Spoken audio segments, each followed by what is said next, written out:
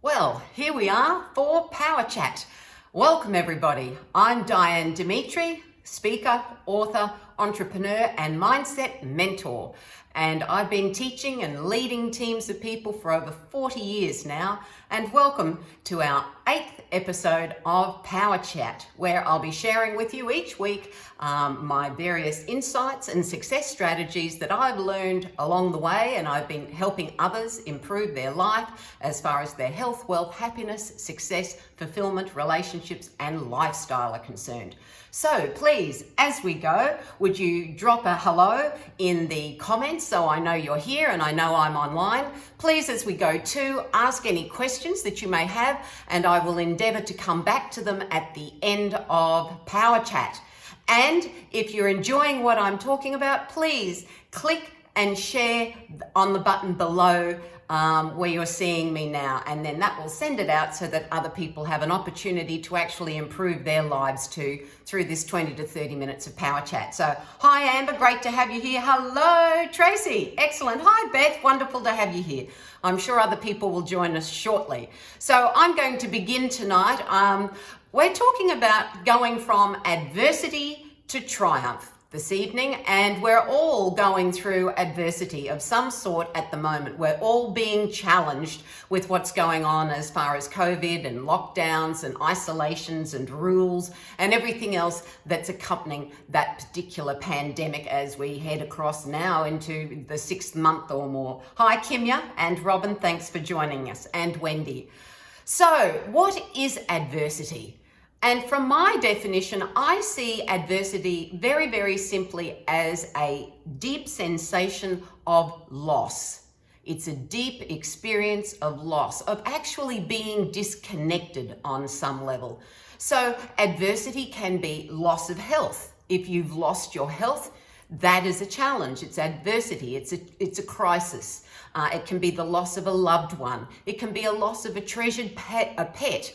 That's all adversity and challenge as such. It can be a loss of a career or a job, or the loss of our identity because things seem to change so quickly. So they're all the various adversities we can have in our lives. And I believe that everybody normally has some form of adversity. Some seem to take greater or more obvious challenges than others. Some seem to be small, whereas others seem to be much larger. But at the end, regardless of what your adversity is, it's how you respond to it, how it impacts you. And I was asked today when I was doing an interview on this topic, but why is it that it seems that we need to have big adversities in order to change? And in fact, we don't need to have them, but that's sometimes how they manifest in our lives. So I was asked from last week's Power Chat to give an explanation as to how I got here doing this work. So this evening I thought I would answer that question by doing this particular Power Chat on adversity to triumph. So I'll start with my story, but please, as you hear this story, you'll think of other people's stories of adversity to triumph, and if you can, see what the common thread is that ties all these stories together. There's so many of them on television that we've watched, and so many across the world. There's so many biographies and memoirs written on this. And for me, I found one common thread that ties all adversity to triumph stories together. And I'll share that with you at the end. So let's begin with my story, shall we? I was born an illegitimate child, and I spent the first 2 weeks of my life in a hospital crib waiting to be adopted. So you can imagine there's a lot of stuff loaded back down there as well. So I was adopted by wonderful parents, and at the age of 2, I wiggled my nappy off in front of the radiogram, and that just goes to show folks how old I really am, right? Most of you would know what a radiogram is. So I wiggled my nappy off in front of the radiogram when I was 2, and my parents made an inspired decision to send me to dance classes, and that began the first big love affair of my life for 27 years. And I fell in love with the entertainment industry, with dancing, with acting, with being on the stage, with directing and choreographing. It was my life, it was my destiny. I tied up all of my identity in that one pursuit. And then when I turned, 28, I scored the top job in Australia and became the assistant director and choreographer to Las Vegas director Jerry Jackson.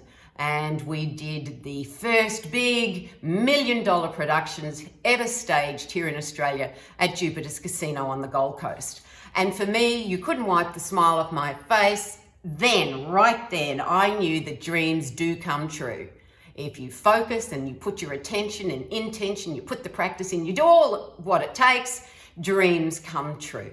So it was wonderful. We were all in love with each other. The production was going well. Everything was just moving along perfectly. And there was a part in all of this, and you may have already had one of these moments in your life. I call them sliding door moments. When there's an option that comes up in front of you, and the little voice in your head says, no, don't do that. Don't go there. And that day for me was when the producer contacted me and said that the production meeting for the production team was going to be held in his hotel room. And the little boy said, no, make an excuse. But no, I didn't make an excuse. Of course not. I was a super achiever. I was a good girl. You don't not turn up for a production meeting. You don't not turn up for work. So I went, and when I turned up there, guess what? I was the only one. And he made it very clear to me that we had a really great long-term relationship in store. He would no longer use directors from Vegas. I would be the resident director and choreographer for all of his shows forthwith at 𝗧𝗿𝗃𝗃𝗵 Casino if I actually had a personal sexual relationship with him. So needless to say, I hadn't got where I got to in my life by actually giving out sexual favors. I was galled by his sexual approach, and I told him in no uncertain words that that was not going to happen. And as I walked out of that room that day, I knew that I'd made a very powerful enemy by turning that man down. And of course, from there, it deteriorated, didn't it? And so then the challenges really started. And the adversity really started to manifest itself. The energy in the showroom shifted. The producer isolated himself from the cast and crew. He was very hard to get decisions out of. We had more on-stage accidents. Workplace health and safety was appalling. Every time I would try to get things fixed, I was just disregarded and ignored. I campaigned for the dancers to get better wages, to actually be given better situations, better working situations. Nothing, it all fell on deaf ears. And so it shifted and shifted and shifted. And the energy in the showroom became so constricted. There was so much unrest. There was so much resistance. And so it just escalated. And then one day, after months of this man not speaking to me, I received a letter in the mail. And before I even opened the letter, I thought, oh, this is not a good sign. And sure enough, I was terminated. I was told to lose weight immediately, and that was it. I was terminated because I was allegedly too fat. So of course, he'd picked the wrong girl because I went, no, you are not doing this. And so what happened is I went to my union and we took him to the Australian Arbitration and Conciliation Commission for unfair and discriminatory dismissal and sexual harassment.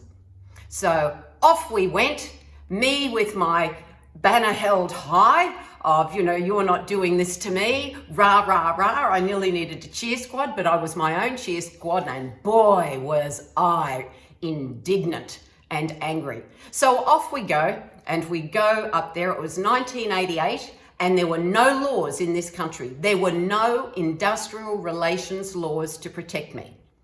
But of course, I was 30.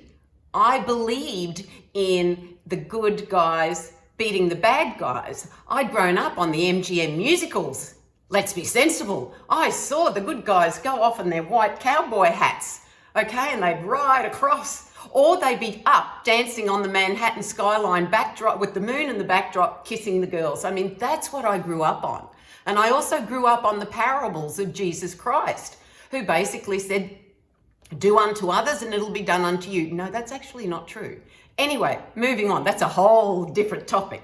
So we go up there, the case is heard, and the commissioner adjourns the case for lunch. I go outside and there is a press pack. There was a press pack there, like the press packs, slightly smaller, that hounded Princess Diana. I was floored. I don't know how the press knew about it. They chased me out. They chased me down the street. They took photos. I actually had to hide in toilets and cafes. And by the time I came back in the afternoon for the commissioner to bring down his verdict, he actually said that they couldn't come into the courtroom, thank goodness, but he adjourned for the day. So he didn't bring down a verdict. So the next day, what did I wake up to but headlines on every front page of every Australian newspaper. Dancer sacked for being too fat. Well, needless to say, that just gutted me, because as a dancer, our weight is sacrosanct. We live all of our lives doing the best we can to stay at the weight that we started a contract on. Okay, very different nowadays. You don't have to do that. I mean, you know, you try sacking a dancer now, even if she is too fat, not going to happen, folks. Not going to happen. So anyway, we go back the next day and the commissioner says there are no grounds for my dismissal and I was reinstated. And I thought, that's great. Terrific. I'll go back. We'll go back this afternoon. Everything will be good. Everything will be great. And I walk into the showroom with the cast to find that the producer is actually petitioning the cast to sign a petition to have me removed again. He wanted to get the cast on his side so that it wouldn't all happen again. So anyway, I was again just floored because of the betrayal of the cast, because most of them were signing it. They were getting a little extra in their pay if they did. So basically I fell in a heap and I took some time off for sick leave. My doctor gave me a sick leave certificate, which they promptly put up on the bulletin board so that everybody could see that I was ill and that I was under stress. And so during sick leave, I tried to cash my check for my pay and it got cancelled. The union slapped a fraud claim on him. And so he had to pay me on sick leave, but I had to go into the office, surrender my dishonoured check and get a new check. So as you can see, the adversity was getting grander and grander and grander. I was becoming angrier and angrier and angrier, and I just couldn't work out, where are the good guys here? Where are the good guys? So anyway, I thought, that's all right. I'm looking for another job. I'm going to find out. I'll get something else. I'll move interstate and I'll stay in the industry I love and I'll be able to be okay. But whilst I was on sick leave, he sacked me again.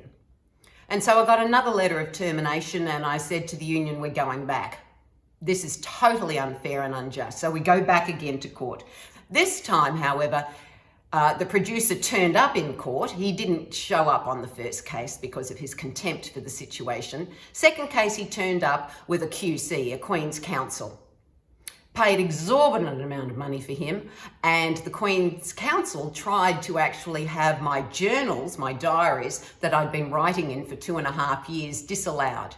The commissioner said no, she can have the journals, which was wonderful because they knew that those journals was the only evidence that anybody had in this case. So for 5 hours, I was grilled. That was after they got my doctor up there and accused him of having a sexual relationship with me, and that's why I had a sick leave certificate. And when he walked down from his stand, he looked at me as if I was a dog about to be euthanized and shook his head. He felt so sorry for me. But nevertheless, I put on my Superman coat or my Superwoman cape, and off I went, and I sat there for 5 hours while they grilled me and tried to prove that I wasn't capable and that I didn't want the job. And at the end, the QC turned to me and he said, "You're good, aren't you?" And I said, "No, I tell the truth."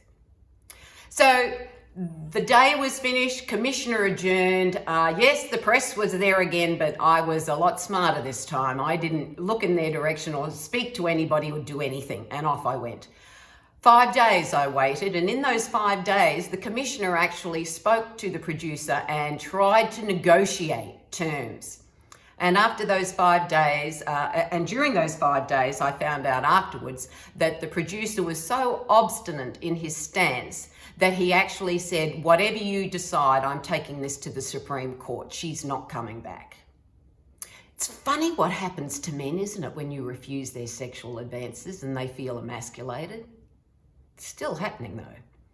So anyway, the commissioner got me after 5 days and he said, this isn't going to work. I want to reinstate you. You haven't breached your contract, but I'm not going to out of health reasons. And the most I can do is pay you 4 weeks in lieu of notice, because that's the only power the Australian Arbitration and Conciliation Commission had. That's all they had. And so I was discarded like a bone. The producer got away with whatever he got away with. And I then went into a sinking depression, absolutely catastrophic. And that was me. I was done. I'd sunk to the bottom of the well, and I had no job, no money. No one would hire me. I actually went for a job to be a housekeeper at a local motel. And because of my front page coverage, the manager said to me, no, I'm not hiring you. You're too glamorous to clean toilets. And that was like the nail in the coffin. All I wanted to do was work. I didn't care what I worked at. I just wanted to work. I needed something to give me some sort of value. But you see, that's not what I needed. But I learned what I needed a little after this. So I just sank into this deep depression, and it became so bad that I was contemplating suicide for quite some time. And I was running Hamlet's to be or not to be soliloquy in my mind. And my mother actually removed all the medication that the doctor had given me, the sedatives, away. And then one day, I was really at my wit's end, and my wonderful friend Judy, I'll get emotional at this, who was my dresser at the casino, walked into my bedroom and she said, get up. And that tough love was all I needed. She said, you get up, you get out of bed, you have a life to live. And this is what I talk about when I talk about decisions, design, destiny. At that point, I made a new decision. That point, I dared to be more than what my circumstances were demonstrating to me. And I got up. And at that point, I actually, if you were here with me last week, set the momentum to Manifestation Mountain for a damn new destiny. And that's what I did. And I realized then the pity party for one just doesn't work. And I needed to find out why. Why did this happen to me? I needed answers. I needed them as soon as I could. And I realized then that old saying of Viktor Frankl, and his quote is, when we are no longer able to change the situation, we are challenged to change ourselves. And that's what I did. And from then on, I started to pull myself up from my bootstraps. It wasn't easy because I couldn't even go out of the house. I couldn't go anywhere because I was so shattered. I thought everybody was looking at me. Oh dear, that wasn't because I thought I was so infamous or famous. That's because I was so ashamed, so humiliated and heartbroken. So I started to do the next thing that I love in life, which is read. But of course I had no money. So the only books I could get that I thought that could help me were secondhand books. So I went to a secondhand bookstore. Now understand that before this, I was looking for answers. I was consciously trying to find out why this had happened to me.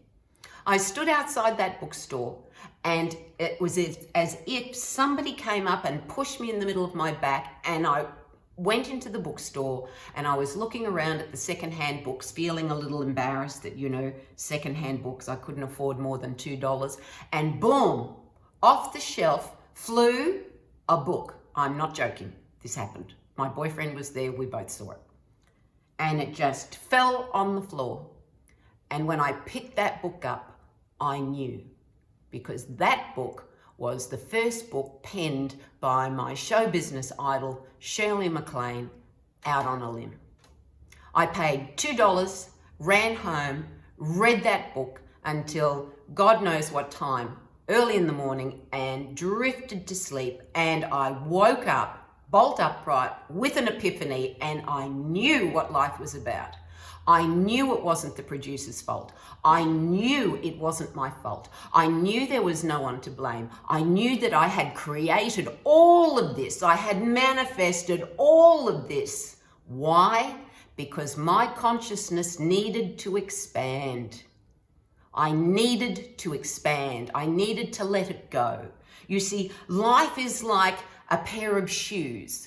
So when our children are growing and we put a pair of shoes on them and their feet get bigger and bigger and bigger, we don't go cross at our children and say, no, you have to stay in those shoes forever. I'm not buying you another pair. We go out and we buy them a bigger pair of shoes because they're expanding. Their feet are expanding.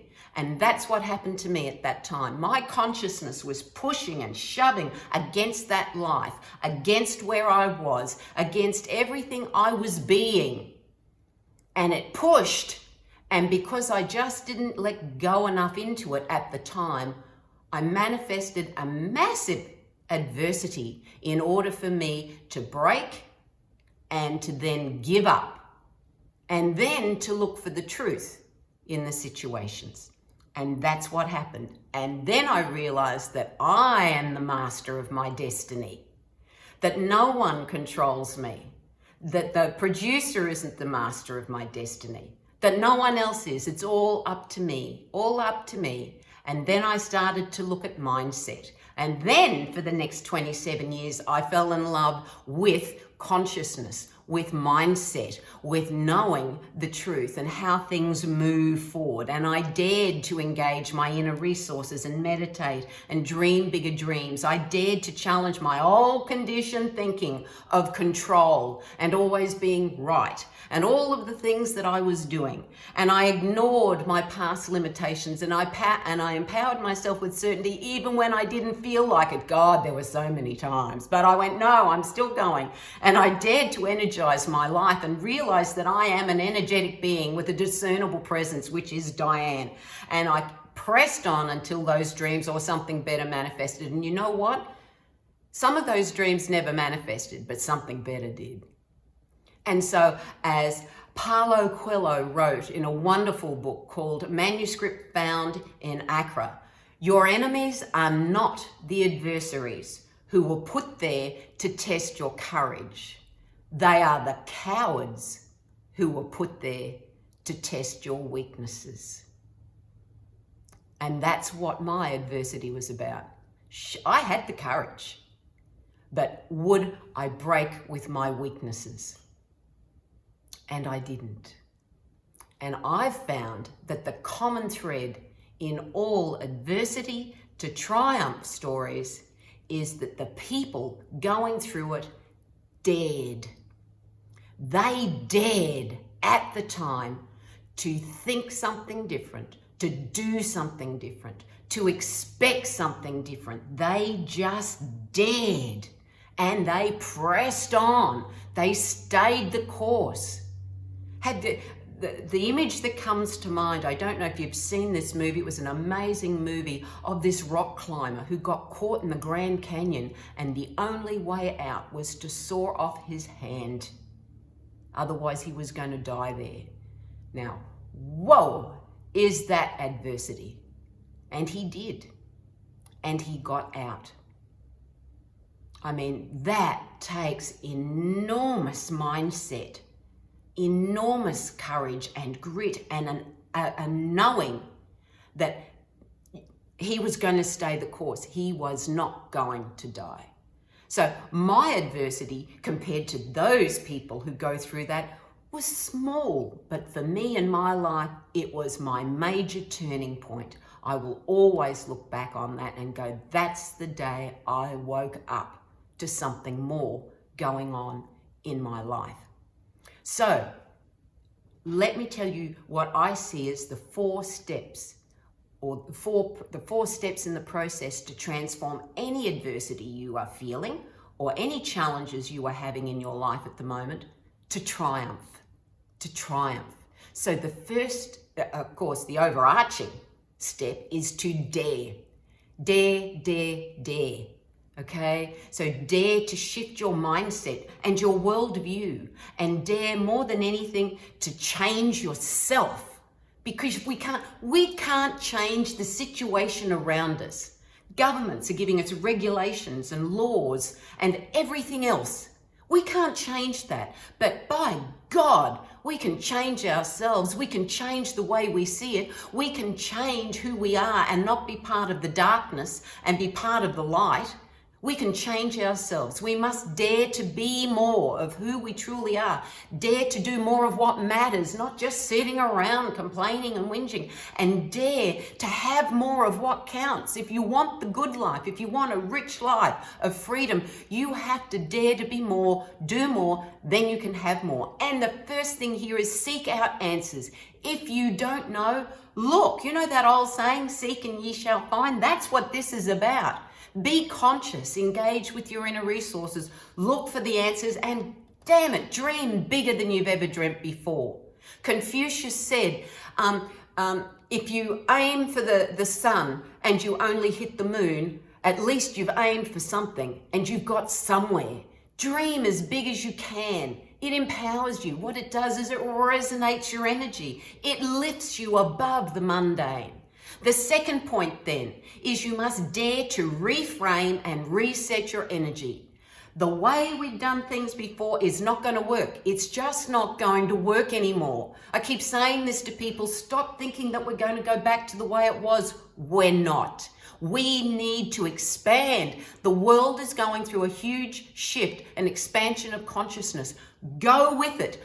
Go with it. Expand yours. Allow yourself every day to breathe and feel your energy shifting and moving, and elevate your consciousness. Challenge your conditioned thinking. Don't listen to it. Delete whatever doesn't serve you anymore. Get rid of it. Ignore your past limitations and empower yourself with certainty. And you might say, yeah, but I'm not certain of anything. Pretend. Pretend for a while, because it shifts your energy. Third point is we must activate all of this. We must dare to activate it through action. We must act from our new mindset, act from our new frame of reference. Do whatever it takes without compromising your values to manifest your new life. If you're sitting on the fence, guess what you're going to manifest? A bigger fence. Okay? Jump over and activate with action. So, energize yourself. Passion, focus, power, decisions, responsibility. Right, we've got to raise ourselves individually to higher standards. Lift ourselves up, because no one's going to do it for us. We have to stop looking to governments and medical professionals. We have to stop looking at institutions. We have to stop looking at our partners and everything else to do it for us. If it's meant to be, it's up to me. We have to take this approach, be self-responsible. And the fourth thing is to persist, persist, persist. My God, I've been doing this for 33 years and there are still places, there's still manifestation mountains I haven't yet got to. And let me tell you, the ego in my head wants to just do a number on me. But damn it, no, I am here. I will make this life count. I will live a life that matters. And if it's going to take me another 30 years, I'm in for it. Don't count me out. I'm not checking out yet. But we have to persist. We have to get this energy of persistence. You know, somebody asked me recently, well, how long do I keep doing it? As long as it takes. As long as it takes. Okay? That's it in a nutshell. We have to press on until our dreams or something better manifests. Why? Because if we don't, we're going to lead a mediocre life and we're going to die unhappy, unrewarded, unfulfilled, and then we're just going to come back and do it all again. Don't die with regrets. Don't die with regrets. Get out there, give it a go. Who cares if it doesn't work first time? Go back and do it again. Who cares? Go back and do it again. Have you ever heard of any business leader who nailed it first time? Ever. Ever. No one. And the key is persistence. Stay the course, keep the faith. And when I have tough days, I put on Michael Jackson's song, Keep the Faith. And I stand there and I dance away to Michael. And I forget what everybody says about him. I don't care. He was a brilliant genius of a musician. And I love that song. Just lifts my spirits. So, to finish, I want to just say to you, 15 years after my career trauma, I was actually teaching for an organisation called Women in Work. And I was helping upskill women with life skills who wanted to get back into the workforce. And a woman in one of my workshops looked at me and she said, I know you. You were that dancer from 15 years ago that went to court with her producer. You were all over the front pages. I went, yes. Now you have to understand that up until then, I had said nothing. I had said nothing about this to anybody because I was still ashamed. I was still ashamed. I didn't know I was, but this day showed me that I still carried shame. And her name was Victoria, and she said, you know what? I remember that case so vividly because I was studying law at the time at the University of Queensland, and the law faculty studied your case. We had all the front pages from across Australia, everywhere. And we were studying your case and we were going through it, and you became our case study. And she said, did you know that your cases were instrumental in changing the industrial relations laws in Australia? Well, that's when the tears started. And I went, what? She said, it was in 1988, just after your case, that they disbanded the Australian Arbitration and Conciliation Commission, and they introduced the Industrial Relations Act of 1988, which made it illegal for anyone to receive the treatment you received. Well, I was stunned. 15 years after, it had come full circle. And then, for the first time, I told my story. And when I told my story then, that's when it all started to come home. I had been vindicated. I hadn't done the wrong thing. I didn't make the wrong decision at the time. I expanded my consciousness, and the resonance of that expansion actually made a difference. I didn't know it did, but it made a difference. And that sent out a ripple effect in the consciousness that changed the industrial relations laws in the country. And today that cannot happen. And as a business leader of a business, an 8-figure business with 4 offices across Australia with over 120 staff, whenever I need to sit down and do a mediation between my managers and staff, if that ever happens, which is very rare, I can wear the other man's moccasins. I know how it feels. And I know how it feels even if it's not happening to you, because you're perceiving it a certain way. So adversity to triumph is all about daring to shift our mindset, our worldviews, and changing ourselves. Daring to reframe and reset our energy. Daring to activate our new mindset, our new you, me, through action, and to persist and persist and persist. And so what I'm going to ask you is I'm going to dare you now to shift your perspective and how you see adversity right now. Whatever is going on, there'll be some challenge, there'll be some adversity, some crisis. So I dare you to shift the way you see it.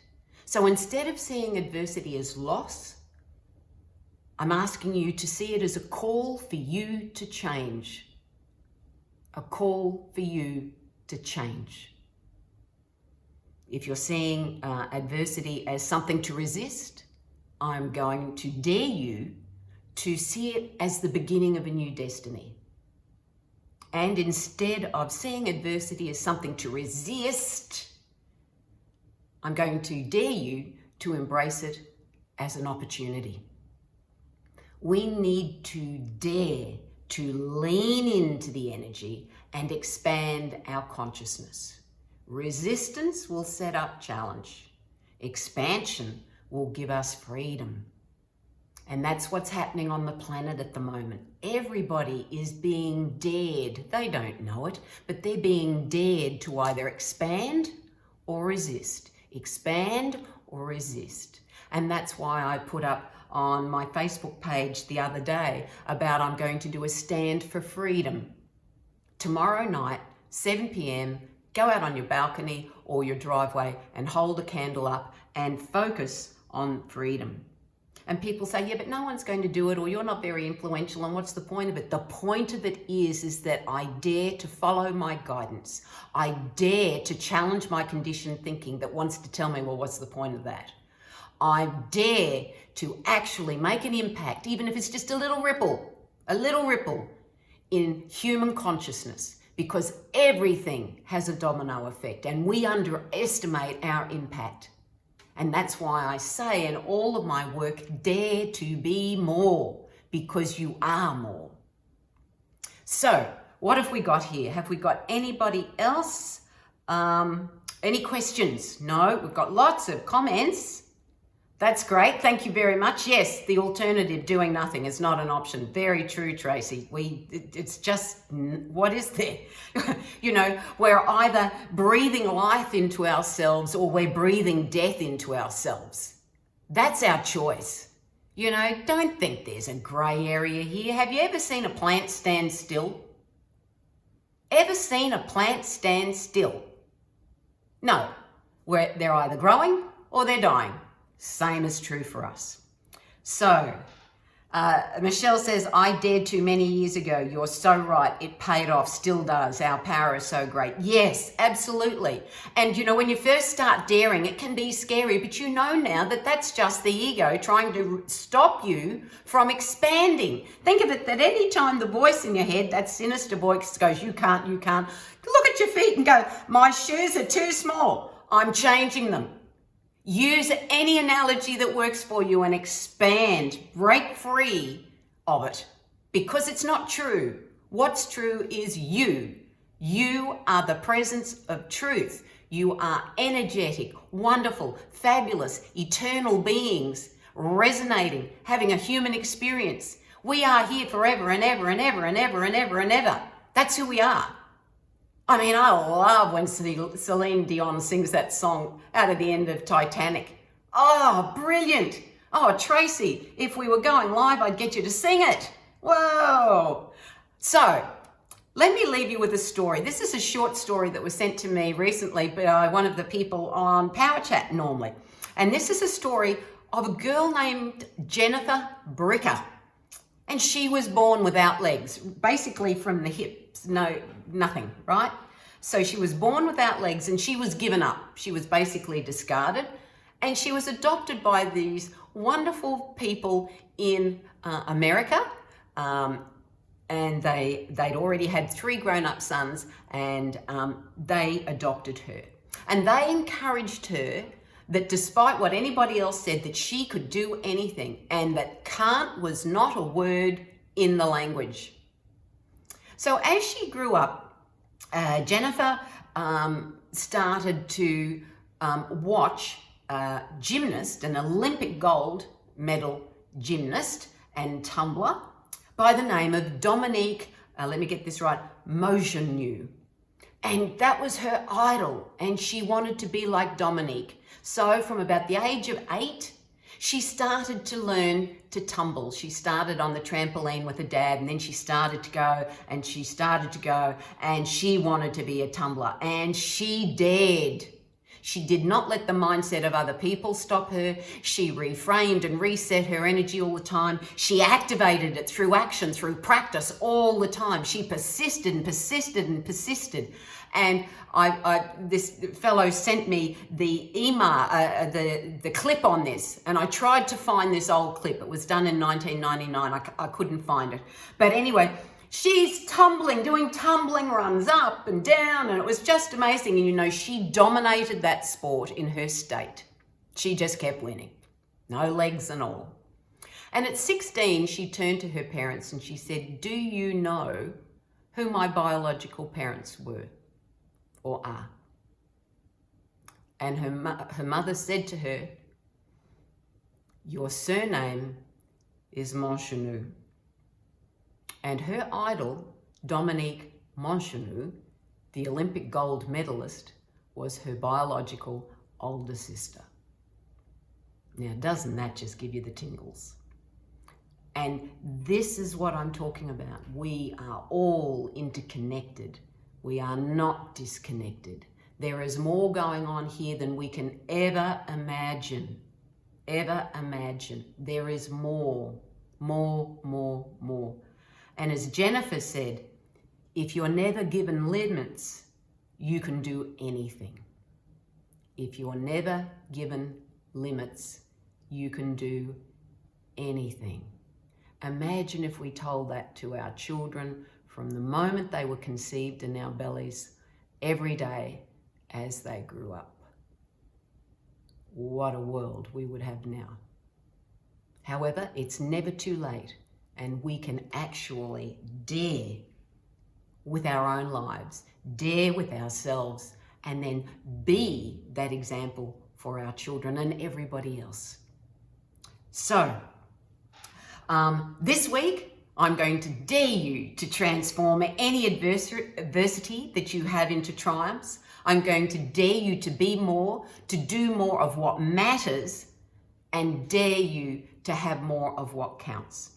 So remember, you can get more here right now. You can get more, read more, learn more. The link to my book is below if you want to grab one of those. And please share this video as a watch party. Pop it up on your news feed. Let other people hear this story, simply because we all need to dare more, to expand our consciousness, to get out there with childlike faith and give it a go. So until next time, thank you for joining me each week. It is really a pleasure, and I dare you to live a life that matters. Until then, I'll see you next week. Bye-bye.